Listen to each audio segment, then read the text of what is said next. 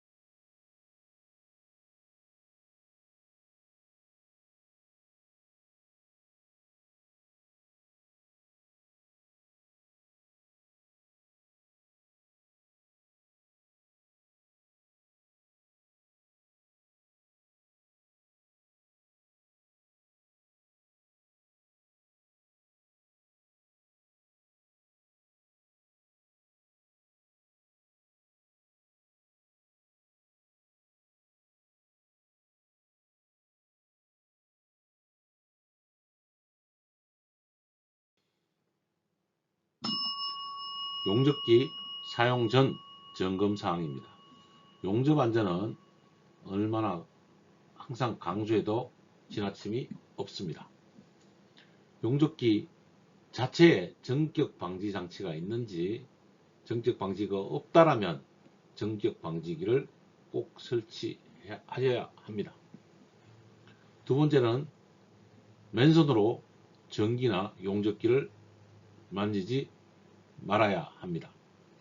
저런 장갑과 저런 신발을 꼭 필수적으로 착용합니다. 세 번째로, 비가 오는 날이나 습기가 있는 부분에서는 용접을 금지합니다. 특히 비 오는 날 작업을 하지 않습니다. 네 번째는 접지 상태를 확인합니다. 다섯 번째는 케이블 손상을 항상 확인하시기 바랍니다.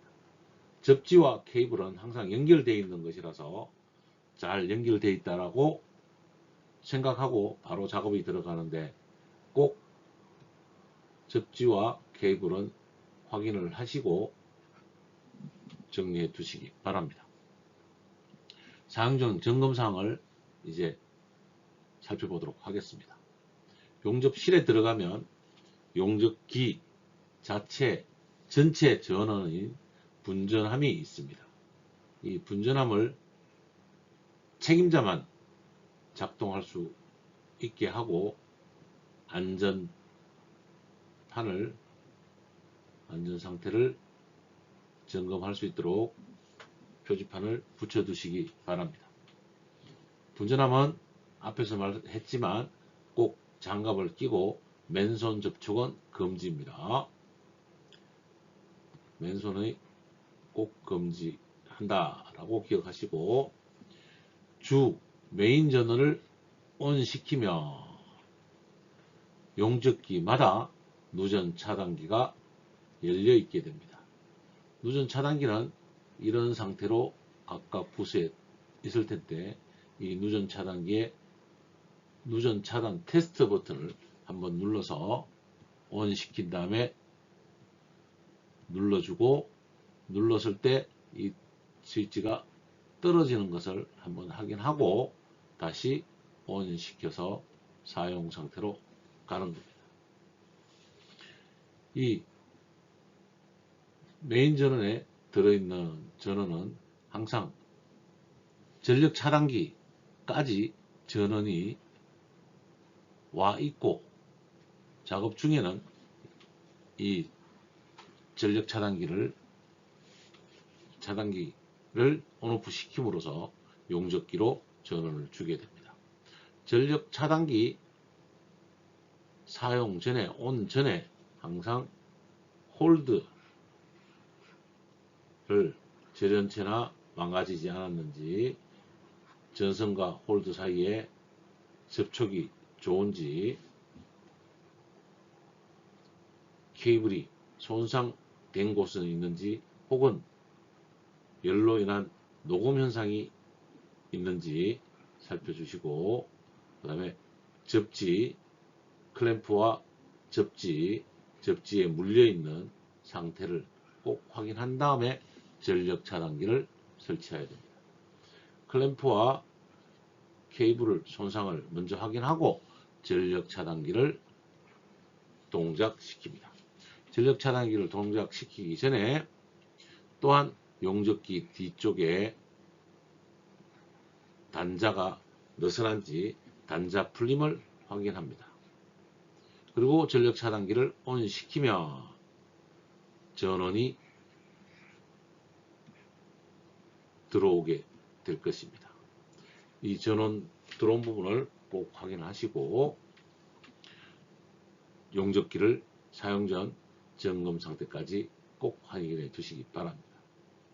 물론 이 분전함 자체에서는 전기공사업체에서 3종 접지로 접지를 꼭 해두어 쓸 것이고 우리는 누전 차단기의 테스트까지 마친 상태입니다.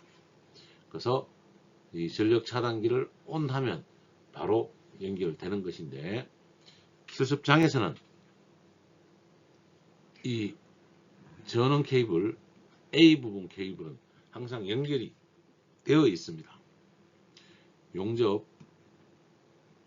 할 수 있는 사람은 전력 차단기에서 용접기까지 전력선을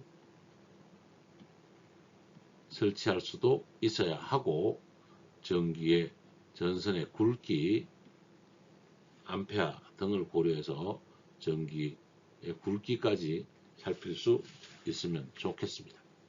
용접기 ON 스위치가 있다면 용접기 스위치를 이제 키시면 용접기에 전원이 들어오게 됩니다. 용접기 사용 전 점검 사항을 살펴보았습니다. 직접 연결되어 있는 용접기를 전력 차단기를 사용하고 정리하는 상태를 동영상으로 확인하시겠습니다.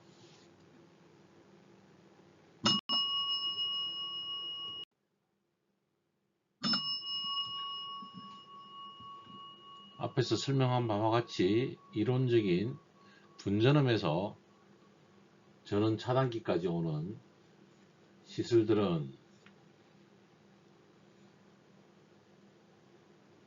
분전음 자체는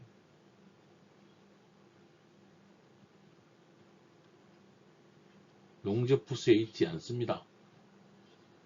메인 지도 교수님이나 메인 안전관리자가 관리할 것이고, 분전함에서 전원 차단 장치까지 전원이 들어와 있습니다. 이게 스위치죠. 현재 주선을 통해서 용접기 뒤편으로 전원이 연결되어 있습니다. 평소에 별로 확인을 하지 않으나 이 단자가 정확하게 체결되어 있는지, 여기에 있는 전원들이 볼테이지와 전압들이 정확하게 맞는지 한 번씩 확인해 주는 것이 필요하겠습니다. 그리고 접지와 여기 물려 있는 접지와 용접 홀더의 상태, 용접기에 단락이 되어 있는지, 용접봉이 물려 있으면 안 되겠죠. 이렇게 안전하게 걸려 있는지 확인을 하고 전원을 온 시키는 겁니다.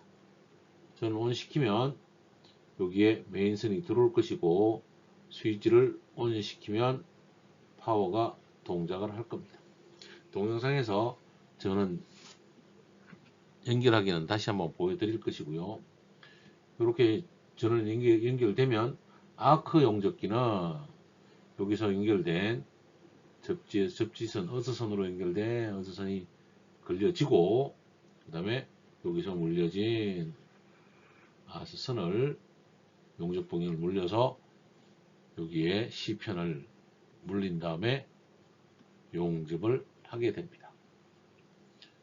이쪽에 보면 불활성 가스 밸브들이 잠겨 있는 것을 볼 수 있습니다.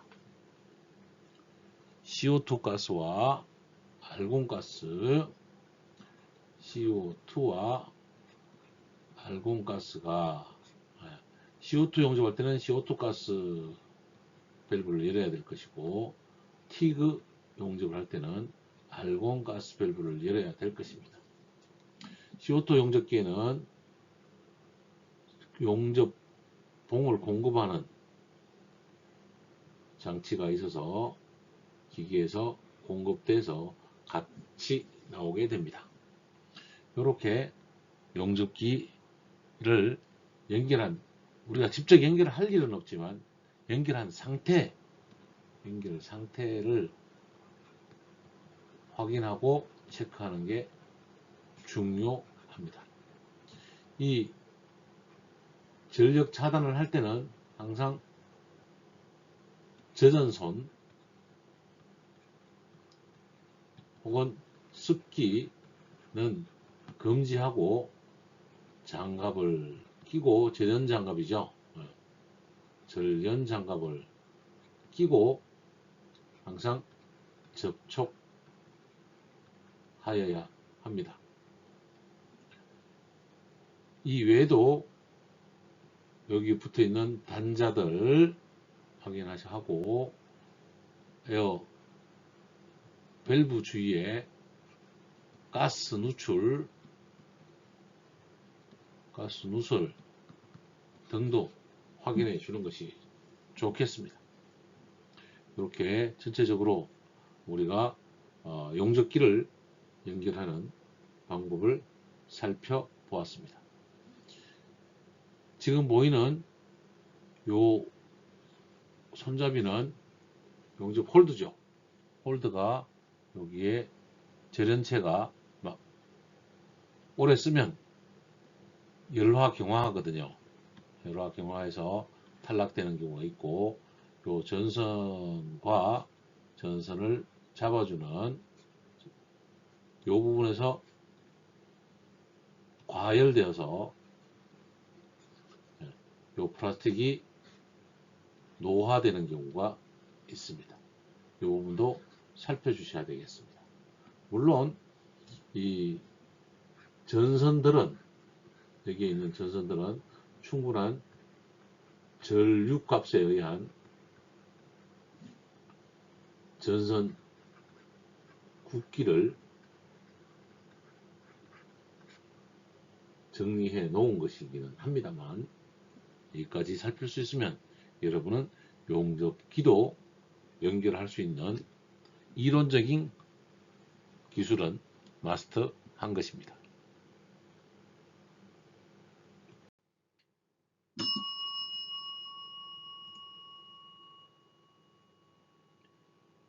자, 이번에는 용접 작업 시 반드시 착용해야 하는 보호구에 대해 알아보겠습니다.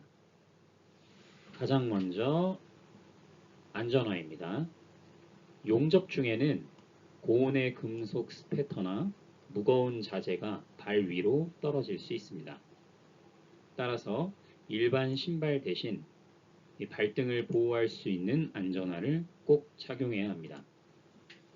미끄럼 방지 기능도 있으니까 작업 중 넘어지는 위험을 줄여줍니다. 두 번째는 용접복 상의입니다. 일반 면 티셔츠나 합성 섬유 이런 옷은 불꽃이나 열에 쉽게 타버리거나 녹아내릴 수 있습니다. 용접복 상의는 난연성 소재로 제작되어서 불꽃이 튀어도 쉽게 타지 않고 피부 화상을 예방해 줍니다. 자, 세 번째는 각반입니다. 현재 사진에는 앞치마에 가려서 보이지 않는데 요 다리, 발등을 보호해주는 이렇게 생긴 덮개를 말합니다. 이 작업 중 스패터가 신발 안쪽으로 튀어 들어갈 수가 있는데 각반은 바지 밑단을 덮어서 이 신발 틈새로 불똥이 들어오는 것을 막아줍니다. 아주 작은 불티라도 발목이나 종아리에 닿으면 큰 화상을 입을 수 있기 때문에 반드시 착용해 주어야 합니다. 네 번째는 용접 앞치마입니다. 앞치마는 용접 불꽃과 스패터로부터 몸통과 하체를 추가적으로 보호해 줍니다. 특히 앉아서 작업하거나 불꽃이 가슴이나 허벅지 쪽으로 많이 튀는 경우 이 앞치마의 효과가 매우 큽니다. 다섯 번째는 용접용 장갑입니다. 용접 중에는 전류가 흐르는 토치를 손으로 잡게 되는데 이 장갑은 감전 위험을 줄여줍니다. 또한 두꺼운 가죽 장갑은 고온의 스패터와 열기로부터 손을 보호해주고 토치를 안정적으로 잡을 수 있게 도와줍니다. 자, 마지막으로 용접면입니다. 이 용접 시 발생하는 강한 아크광은 눈에 직접 닿으면 각막에 화상을 입히는 아크아이, 한국어로 아다리라고 하죠. 그런 현상을 일으킬 수 있습니다. 용접면은 자외선과 적외선을 차단하고 이 눈과 얼굴을 보호합니다. 또한 투시창을 통해 시야를 확보하면서도 안전하게 용접 작업을 할 수 있도록 도와줍니다. 자, 정리하자면 안전화, 용접복 상의, 각반, 앞치마, 장갑, 용접면 이 순으로 착용하면 전신을 안전하게 보호할 수 있습니다. 자, 이는 단순히 규정 준수가 아니라 용접 작업자의 생명과 안전을 지키는 기본 습관입니다.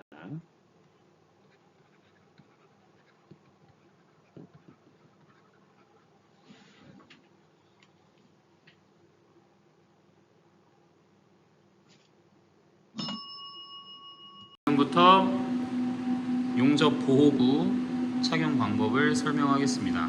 가장 먼저 안전화를 착용하겠습니다.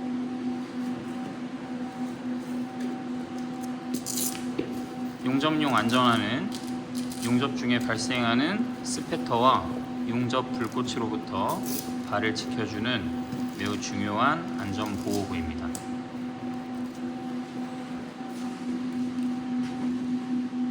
다음은 반팔로부터 몸을 지켜줄 수 있는 용접 상의를 착용하도록 하겠습니다.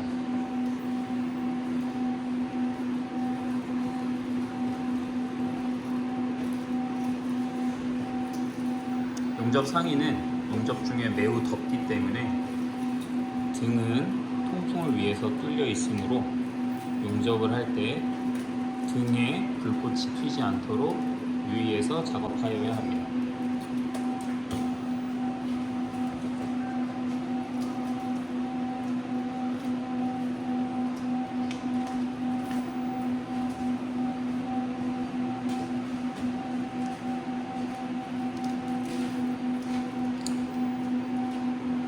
다음은 앞치마를 착용하겠습니다.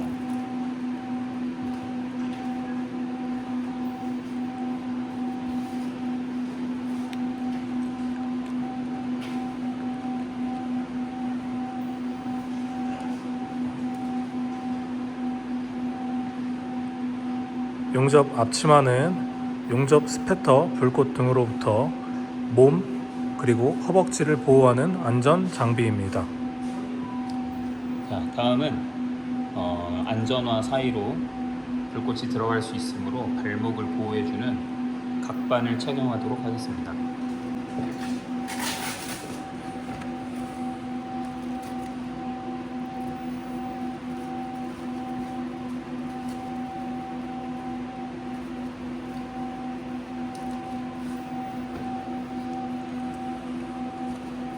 보시다시피 각반에 튀어나와 있는 부분을 발등 쪽으로 오게 해서 벨크로 부분을 잘 붙여서 견고하게 착용해 주시면 되겠습니다. 다음으로 용접할 때 가장 중요한 손을 보호해 줄 수 있는 용접 장갑을 착용하도록 하겠습니다.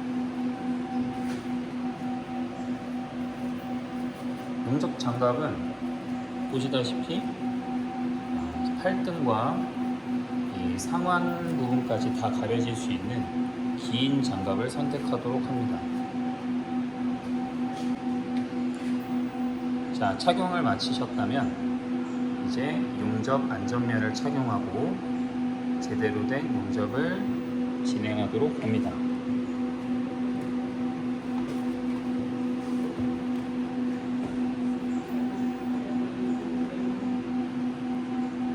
이상으로 용접 안전복, 안전보호부 착용 설명을 마치도록 하겠습니다. 용접 안전보호구를 착용한 모습입니다. 용접 보호구를 완전히 착용하고 안전하게 용접에 임하여 주시기 바랍니다.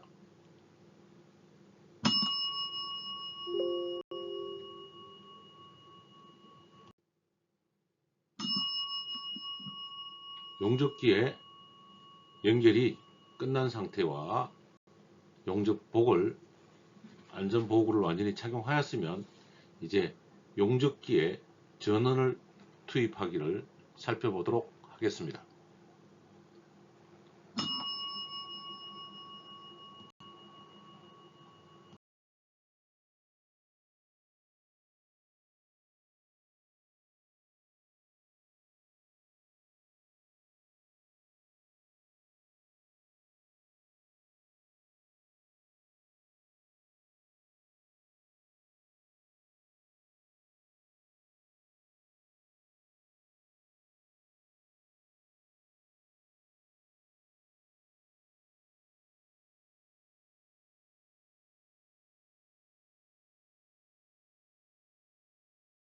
알곤 용접 시작 전 준비 과정을 설명하도록 하겠습니다.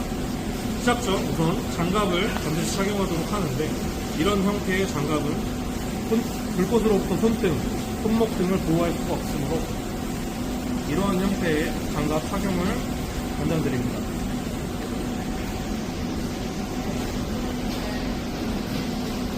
시작 전 우전반의 전원을 반드시 ON으로 하도록 합니다.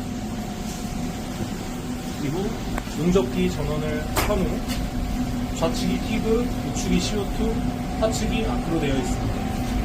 티그를 밟아주기 때문에 티그로 변경을 해주도록 합니다. 이후 가스 잠금자 밸브를 열도록 하고 가스 체크를 해본 후 터치해서 나오는지를 확인합니다. 그 후 본인이 원하는 정도의 텅스텐 전극봉이 나와 있는지를 반드시 확인을 하고 용접을 시작하도록 합니다.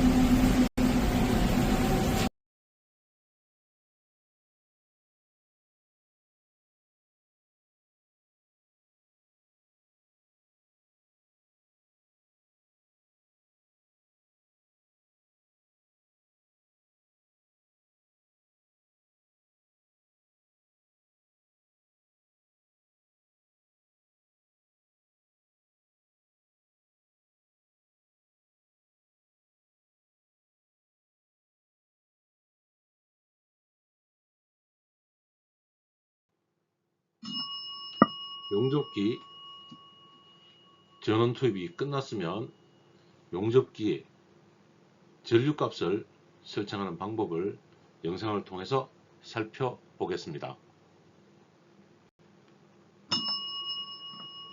용접 전류값 조정하는 방법을 설명해 드리도록 하겠습니다. 기계에 보시면 전류라고 나와 있는 부분에 다이얼을 돌려 원하는 전류값을 설정하도록 합니다.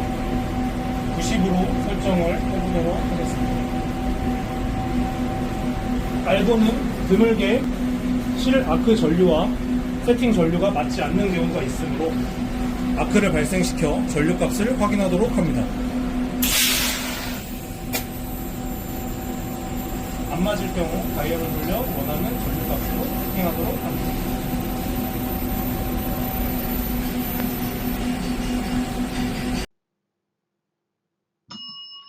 안전복과 용접기 전원 투입까지 완전히 끝났으면 용접을 하기 전 용접 시편을 가공해 보도록 하겠습니다.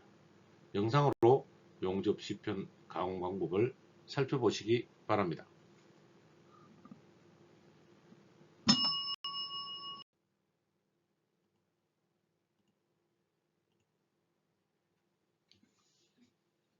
이번에는 용접 시평 가공에 대해 알아보겠습니다.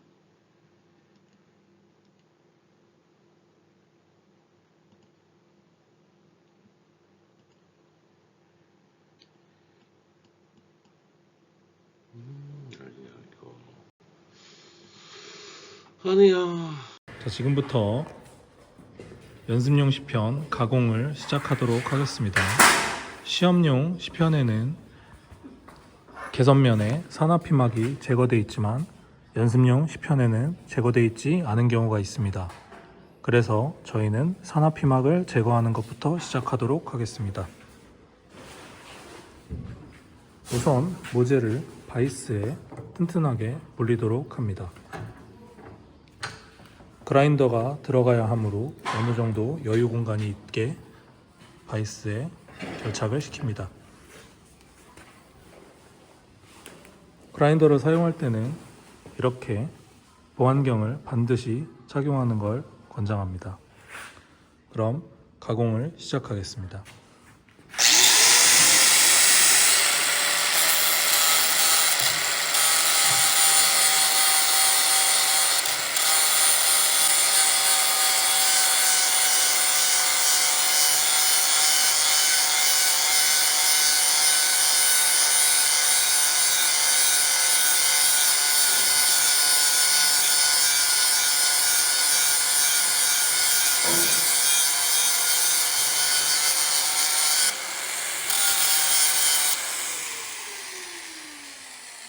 보이는 것처럼 산화피막이 제거되어야 작업성이 올라갑니다. 이어서 루트면을 가공하는 걸 보여드리도록 하겠습니다.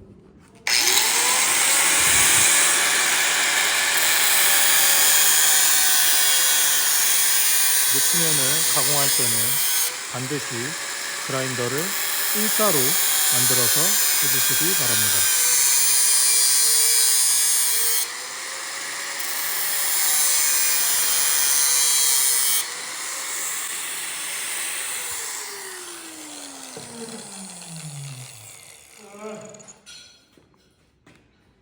지금 모재는 구티 모재입니다.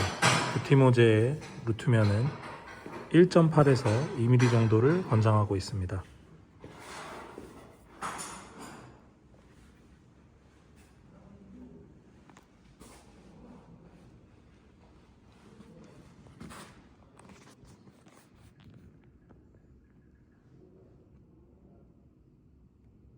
보시다시피 2mm 루트면 가공이 완료되었습니다.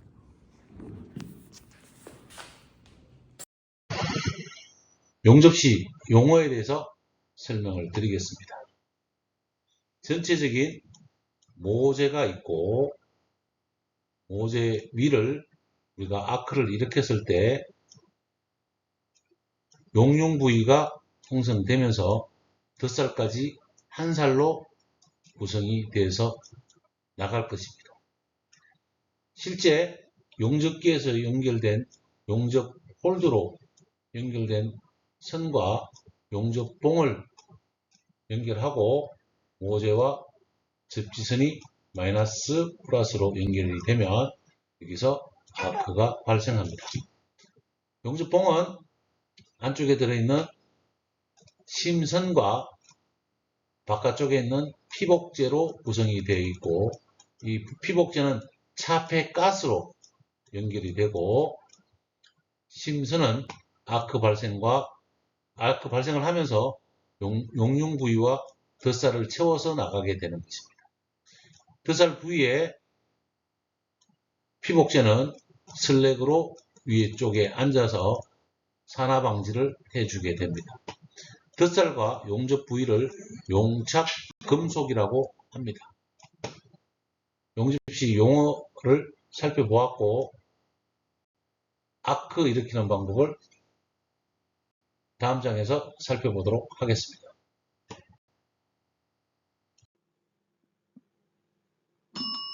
용접기가 켜져 있고 모재 가공하기가 끝났으면 두 개의 모재를 용접하기 위해서 먼저 가용접을 합니다.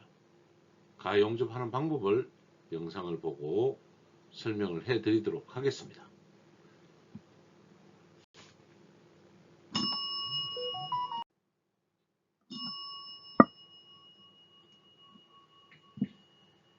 자, 이번에는 가용접에 대해서 설명하겠습니다.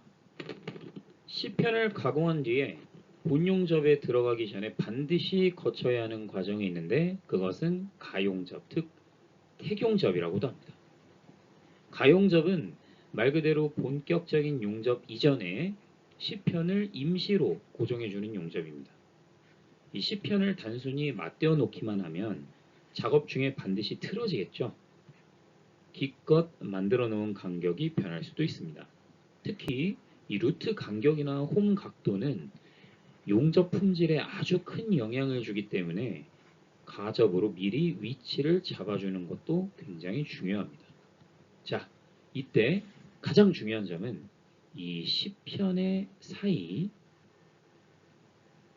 이 C편의 사이를 3.2mm로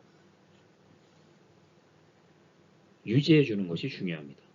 자, 여기서 왜 C편의 간격을 3.2mm로 해야 할까요? 그것은 바로 우리가 사용하는 피보가크 용접봉 심선의 지름이 3.2mm이기 때문입니다. 용접봉은 앞서 설명했다시피 이 피복제와 심선으로 이루어져 있습니다. 이때 우리가 사용하는 피보가크 용접봉의 심선 지름과 동일한 정도의 간격을 띄워줘야 이 용융 금속이 뿌리까지 충분히 침투하고 완전한 용입을 얻을 수 있기 때문입니다. 만약 갭이 너무 좁으면 용입이 부족하고 반대로 너무 넓으면 용융 금속이 밑으로 흘러내려서 용락이 나겠죠. 따라서 가용접 단계에서 이 갭을 정확히 확보하는 것이 용접 품질에 좌우합니다. 굉장히 중요하겠죠. 이 가접은 보통 모서리 부분 이 두 군데, 여기를 얕게 용접해서 시편이 움직이지 않도록 고정하는 역할을 합니다. 이렇게 해야 본 용접 시 방해가 되지 않고 균일한 용입을 얻을 수 있기 때문입니다. 만약 가접이 너무 두껍게 이렇게 되면 본 용접과 잘 융합되지가 않아서 오히려 결함의 원인이 될 수 있습니다. 가접이 중요한 이유가 또 있는데요. 가접은 용접 열로 인한 변형을 최소화하는 역할도 합니다.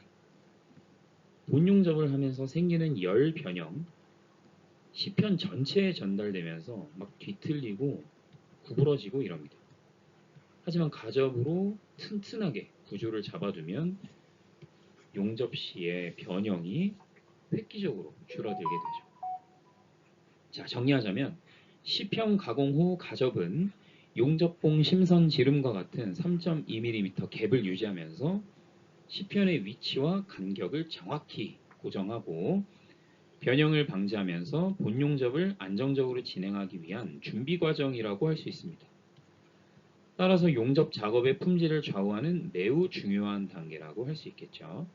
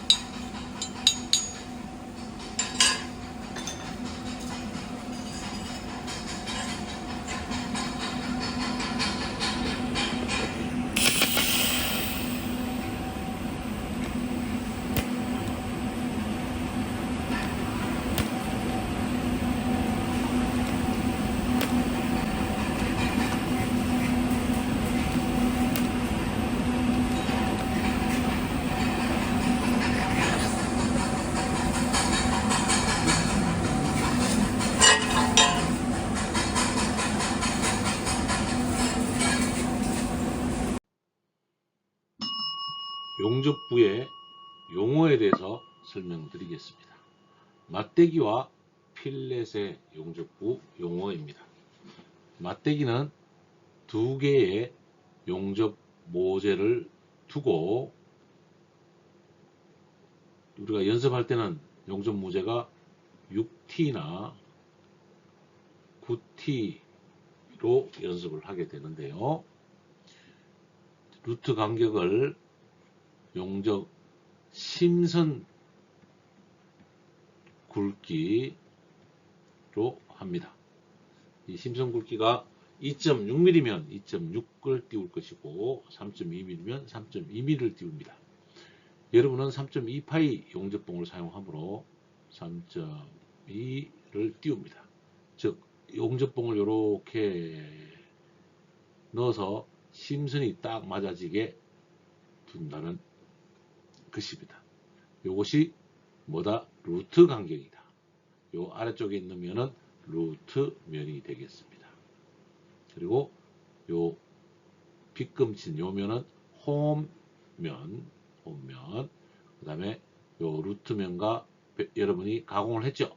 요 각도를 베벨 각도라고 하고, 베벨 각도 곱하기 2, 즉 양쪽 요 각도 베벨 각도를 2개 더하면 뭐가 되죠? 홈의 각도가 되겠습니다. 반대로 읽어보면 가장 큰 원호 이 각은 홈각도, 한 개의 각은 베벨각, 요 경사진면은 홈면, 직선으로 짧게 되어 있는 요 면은 루트면, 요 간격은 루트 간격이 됩니다. 필렛 용접부의 용어는 아래쪽 모재를 놓고 위쪽에 모재를 세웠을 때 이면을 가공하기도 하고 가공하기도 하고 가공을 하지 않고 용접하기도 합니다. 용접하고 하지 않고 한다면 용접 폭의 두께를 묻는 각장이라고 하고, 이렇게 대각형으로 되어 있는 폭은 비드 폭이라고 합니다. 요 꼭지점에서 비드 폭의 가장 높은 데까지는 목 두께라고 하고, 요 부분은 루트라고 합니다. 양쪽에 두 곳 다 각장이 있겠죠. 그리고 용접이 녹아 들어가면서 이렇게 같이 분화되는 요 부분, 요 아랫부분, 요 부분을 용입 깊이라고 하겠습니다. 맞대기 용접과 필렛 용접의 용접부 용어를 살펴보았습니다.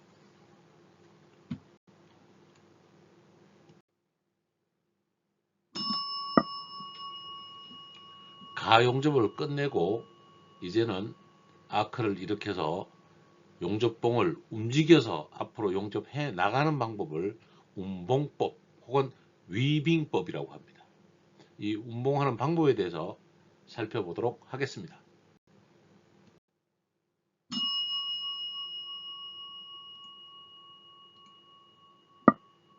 다음은 용접 운봉법에 대해서 설명하겠습니다. 용접에서 용접 품질을 좌우하는 중요한 역할 중에 하나가 이 위빙, 우리말로 운봉이라고 합니다. 보통 위빙이라고 하는 것이 보통이고, 피복 아크 용접 한정으로 용접봉을 움직이기 때문에 운봉법이라고 표현을 하기도 합니다. 어떤 용접이든지 간에 이 운봉 또는 위빙법은 이 법칙이 비슷합니다. 중요한 것은 용접 위빙을 할 때 가운데 부분을 지나갈 때는 빠르게, 이 가해 쪽을 천천히 용접을 하게 되는 것이 기본입니다. 용접은 전류의 힘으로 용접봉을 녹이고 또 모재도 녹여서 한꺼번에 하나의 금속으로 만들어주기 때문에 이 가해를 빠르게 그냥 무작정 지나가 버리면 이 가쪽이 전부 다 파여버리는 언더컷이라는 결함이 발생하게 됩니다. 따라서 위빙 또는 운봉을 할 때에는 반드시 이 가해 쪽은 천천히 움직이는 것을 연습하셔야 됩니다. 상진 조개형 또는 반달형 등 위빙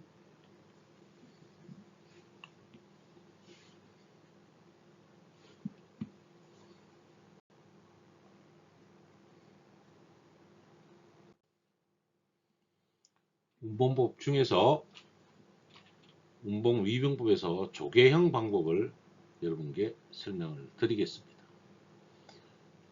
모재에서 우리가 가접을 해놓은 상태죠. 모재를 양 측면을 가접을 해놓은 상태가 되겠습니다. 이렇게 변형이 되지 않도록 해놓는데, 요 간격은 아래에서 보면 살짝 위쪽으로 들리게, 이렇게 들리게 용접을 해줍니다. 왜 요 부분을 급격하게 그리면 이렇게 용접을 해 놓는다는 거죠. 그러면 요 가접을 요 위쪽에서 했을 때 가접이 끝나고 나면 열 수축에 의해서 요 표면이 다시 들려 올라와서 수평을 유지할 수가 있게 됩니다. 이제 조개형 운봉법을 살펴보면, 처음 시작은 여기서 한번 머물고 가긴 하겠지만 이쪽엔 천천히 가다가 가운데서는 빠르게 갑니다. 끝으로 갈수록 천천히 갔다가 잠시 정지해주고, 살짝 천천히 가다가 가운데서는 좀 빠르게 천천히 정지, 천천히 빠르게 천천히 정지, 천천히 빠르게 천천히 정지, 천천히 빠르게 천천히 정지, 천천히 빠르게 천천히 정지, 천천히 빠르게 천천히 정지. 요 순으로 계속 운봉을 해서 가는 과정입니다. 맞대기 용접봉에서 보면 가집이 되어 있는 부분에서 우리가 불꽃을 일으키죠. 딱 하고 일으키니 긁기법으로 하든지 찍기법으로 하든지, 찍기는 딱 찍으면 이 모재 요 아래쪽에 불꽃이 보인단 말이죠. 요 불꽃을 끌고 내려가서 여기서 이렇게 가지고 갑니다. 이렇게 가지고 가죠. 요 끝에를 충분히 녹여줘서 언더컷이 발생하지 않도록 해주는 게 중요하다는 말씀을 드린 거예요.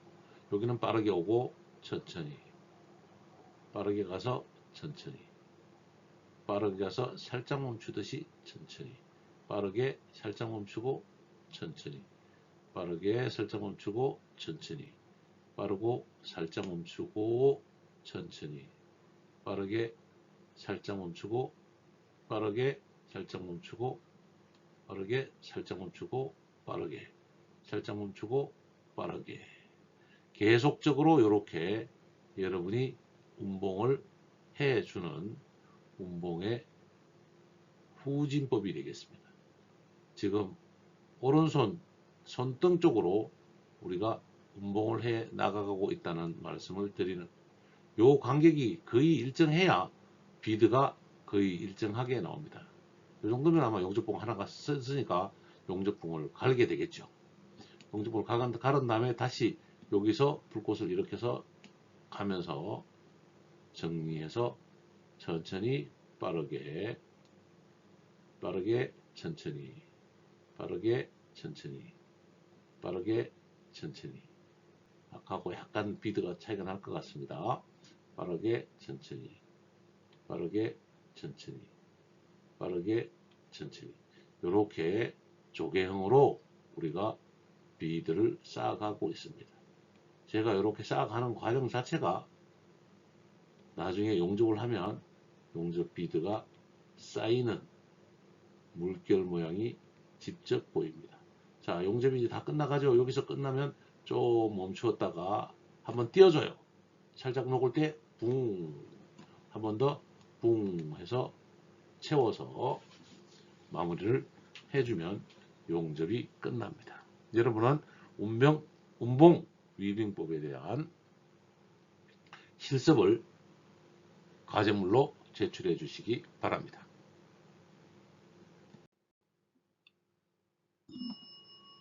운봉 리드 방법을 연습을 해 보도록 하겠습니다. 모재가 있다라면 우리가 요 루트 간격을 따라서 갈 건데, 불꽃을 일으키고 여기 부분을 한번 말아주고 들어가겠죠. 그러면 반달 모양으로 가운데는 빠르고 끝에는 잠시 멈추는 늦게 빠르게, 잠시 멈추고 늦게 빠르게 잠시 멈추고, 빠르게 잠시 멈추고, 빠르고 잠시 멈추고, 빠르고 잠시 멈추고, 빠르고 잠시 멈추고, 빠르고 잠시 멈추고, 빠르고 잠시 멈추고. 여러분은 빠르고 잠시 멈추고 이 과정을 직접 볼펜이나 연필로 그려 보셔야, 이렇게 비드 연습을 해 보셔야 나중에 비드를 내는 감을 익히실 수 있을 것입니다. 비드가 약간 틀어졌네요. 이렇게 연습을 직접 해도 직접 운봉을 해보면 잘 되지 않을 때가 있습니다. 요 루트 간격면을 용접 폭면은 2배에서 용접봉 크기의 2배에서 3배, 전체적인 용접폭은 4배를 넘지 않게끔 용접을 해주는 것입니다. 요 면이 일정하게 나와줘야 우리가 용접을 용접의 품질을 일정하게 얻을 수 있습니다. 끝에서는 살짝 멈추는 느리게, 가운데서는 약간 빠르게 이렇게 용접봉이 계속 운봉되어 가야 하는 것입니다.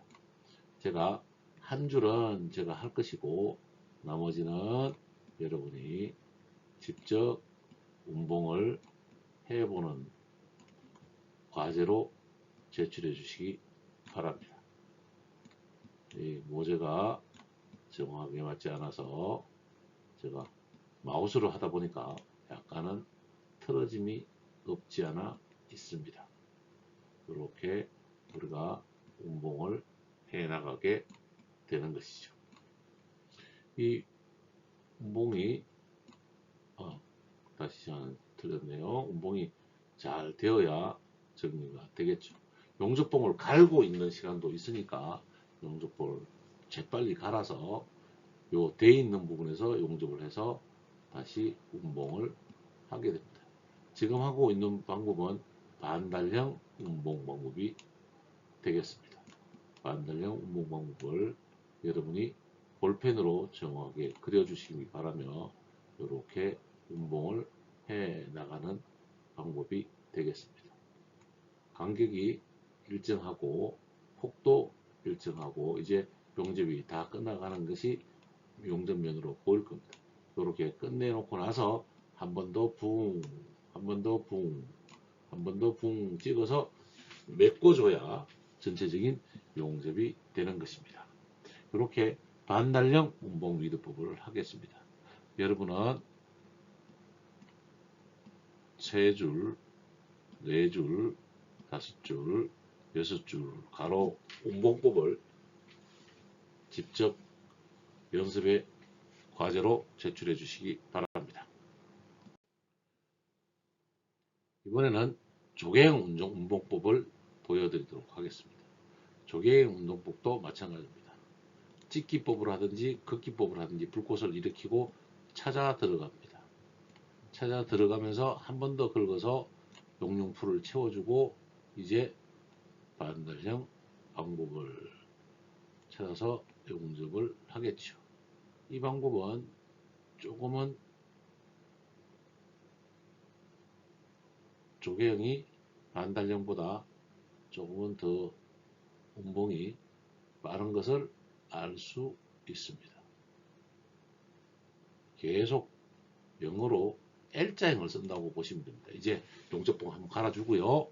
용접봉 간 다음에 지나가는 운봉으로 계속 연결해서 작업을 해 주시기 바랍니다. 이렇게 용접을 계속 하다 보면 용접봉이 길이가 짧아지고 용접봉 길이가 5cm 이하로 떨어지면 용접봉을 갈는 거죠. 다시 용접을 했을 때는 용접된 부분을 한 번 더 이렇게 긁어준다. 그리고 지나가게 되는 것입니다. 이렇게 지나가게 되는 거죠. 이 간격이 거의 일정해져야 가장 좋은 방법이 되는 겁니다. 이 방법을 계속적으로 실험해서 7줄에 대한 운봉 방법을 반달형과 조개형을 여러분이 연습해 주시면 되겠습니다. 후진법에 대한 반달 운봉을 연습을 하고 있고요. 반달 운봉 연습이 되면 전진법으로도 해볼 수 있습니다. 끝에는 느리게, 가운데는 빠르게, 끝에는 느리게, 가운데는 빠르게, 끝에는 살짝 아주 미세하게 선다는 이야기예요. 완전히 채워버리면 녹아버리니까 이렇게. 그리고 이제 끝이 보입니다. 끝이 보이면 올라와서 한번 그어주고 여기에서 붕, 붕, 붕 3번 정도를 해주면 요 끝 마무리가 되겠습니다. 반대로 이번에는 전진법을 해보겠습니다. 불꽃 이렇게 해서 들어갑니다. 들어가서 찾으면서 이렇게 전진으로 용접봉이 전진하는 것을 여러분은 연습을 하셔야 되겠습니다. 후진이든지 전진이든지 우리가 용접하는 비드가 나오는데 후진법이 훨씬 비드가 이쁘고 곱게 나오는 것을 살펴볼 수 있습니다. 그러나 고급 기술자라면 우리가 이 선을 따라서 용융풀, 즉 샘물을 끌고 같이 가야 되기 때문에 이 방식을 선정해서 살짝만 마음이 달라져도 운봉 간격이 달라지는 것을 알 수 있습니다. 제가 지금 여러분하고 강의하면서 잠깐 다른 생각했더니 운봉 간격이 달라지네요. 여러분은 이렇게 집중해서 운봉을 정확하게 폭과 간격이 일정한 수준으로 나올 수 있도록 계속적으로 연습을 해 주셔야 되는 겁니다. 그래야 비트가 이쁘게 나오고, 비트가 이쁘게 나왔다는 이야기는 숙련됐다는 이야기고, 숙련이 되면 결함이 적어진다는 이야기입니다. 이렇게 우리가 이 부분을 전진법, 조개형 전진법에 대해서 우리가 지금 비드를 쌓아가고 있습니다. 이렇게 비드를 쌓아가면 끝에 이제 보이죠? 한번 와서 붕, 붕, 붕 세 번으로 마무리 지으면 됩니다. 앞으로 가는 후진법과 왼쪽에서 오른쪽으로 가는 전진법 두 가지를 살펴보았습니다. 또는 반달경 등 위빙법에는 여러 가지 방법이 있는데요. 마찬가지로 돌리고 돌리고 돌리고 돌리고 이런 식으로 반바퀴 반바퀴 반바퀴 반바퀴 이렇게 올라가는 상진 조개형 같은 경우도 여기 설명한 대로 보시면 가에는 느리게 가라고 또 가운데는 빠르게 가라고 이렇게 적혀 있습니다. 가장 많이 쓰이는 이 반달형 같은 경우에도 방금 설명했듯이 가운데 지나갈 때에는 빠르게 그리고 가에는 느리게 움직이게 설명하고 있습니다.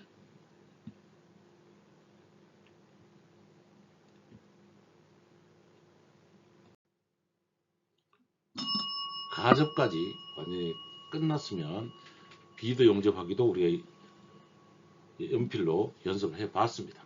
이제 용접에 아크를 일으켜서 1차 용접을 합니다. 1차 용접에는 백비드 용접까지 뒷면에 비드까지 같이 나오는 용접이니 용접을 잘 살펴보시기 바랍니다.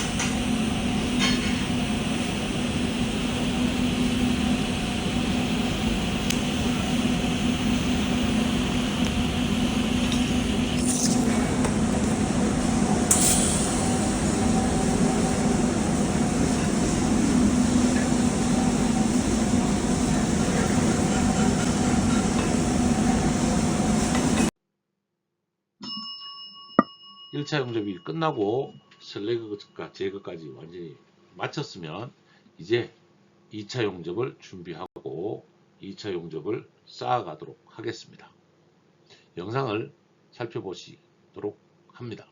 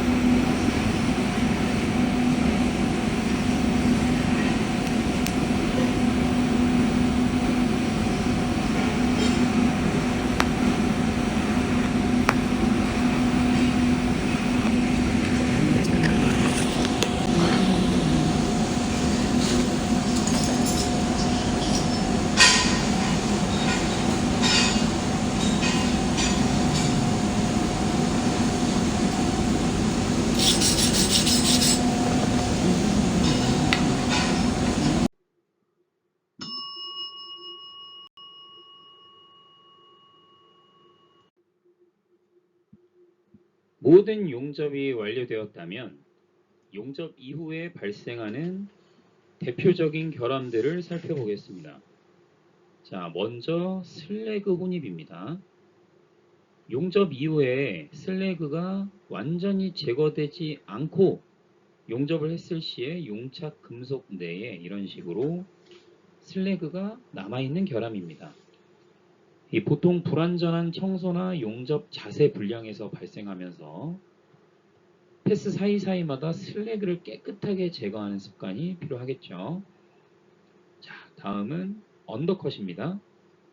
모재 모서리가 이런 식으로 깎여서 홈처럼 패이는 현상을 말합니다. 전류가 너무 높거나 아크 길이가 불안정하거나 앞서 설명했다시피 위빙을 할 때 양쪽 끝을 머물러 주지 않았을 때 또는 적정 전류가 균일하지 못할 때 여러 가지 이유로 이런 언더컷이 생기고 이것은 아크 길이 조절을 하거나 용접 전류를 내리거나 위빙할 때 양쪽을 좀 머물러 주면 쉽게 예방할 수 있습니다. 세 번째는 오버랩입니다.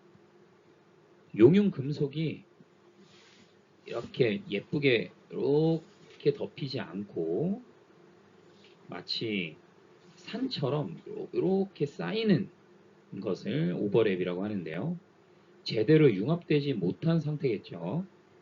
대체로 전류가 낮거나 또는 진행 속도가 너무 느려서 이렇게 좀 많이 쌓거나 이럴 때 이런 오버랩 현상이 일어납니다. 적절한 용입을 위해서 전류를 좀 높여주고 용접 속도를 빠르게 유지하면 대부분 해결이 되는 결함이죠. 다음은 블로우홀입니다. 블로우홀은 용착 금속 안에 이렇게 기포처럼 뽀뽀뽀뽀뽀하는 구멍처럼 이렇게 되어 있는 결함을 말하는데요. 대부분 이제 수분 또는 기름, 녹 이런 불순물들이 제대로 녹지 않고 또는 빠져나가지 못해서 안에 이렇게 남게 되는 겁니다. 피부마크 용접의 경우에는 용접봉을 제대로 건조하지 않아서 습기를 머금고 있는 용접봉을 사용했을 때에도 이런 블로우홀 결함이 발생할 수 있으니까 작업 전에 모재를 좀 깨끗하게 청소하고 용접봉을 건조로 해서 충분히 건조시킨 후에 사용하면 예방할 수 있습니다. 다음은 가장 나쁜 결함 중에 하나인 크랙입니다. 균열이죠.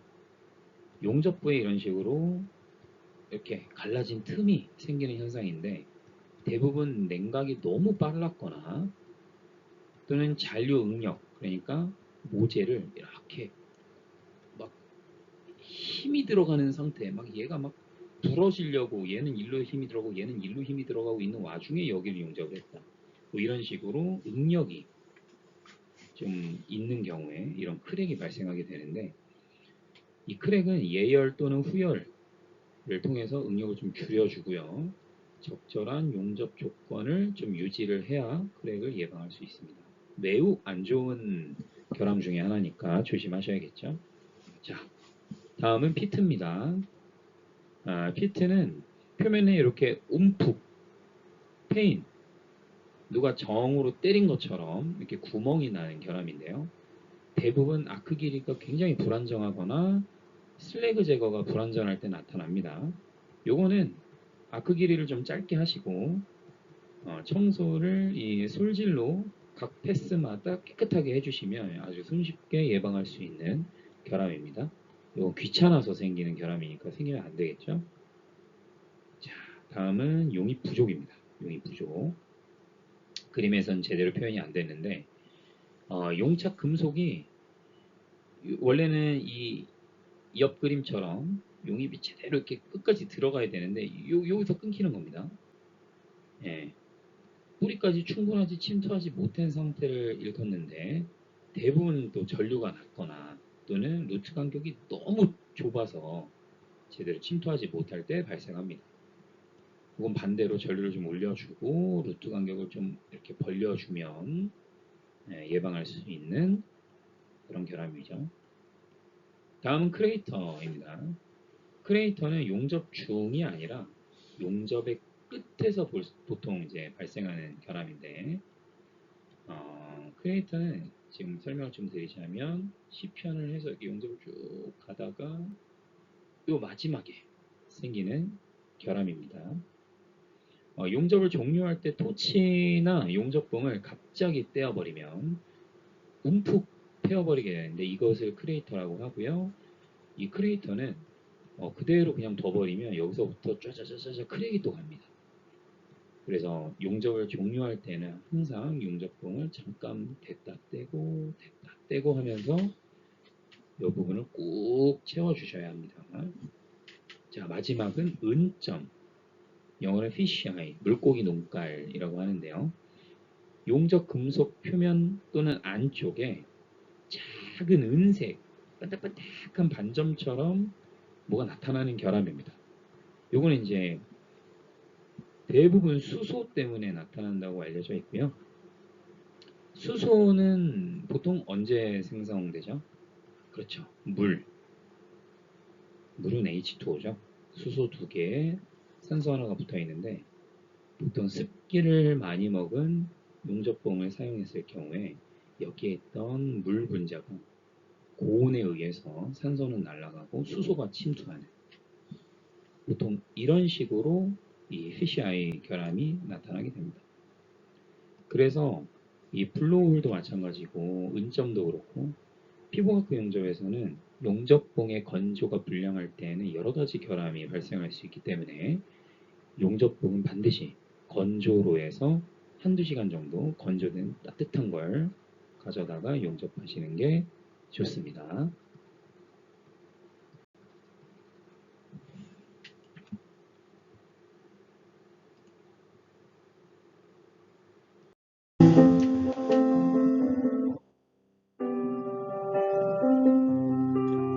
감사합니다.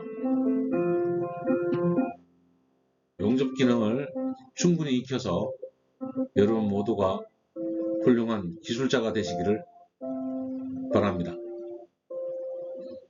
긴 영상 시청해 주시는데 감사의 말씀을 올립니다.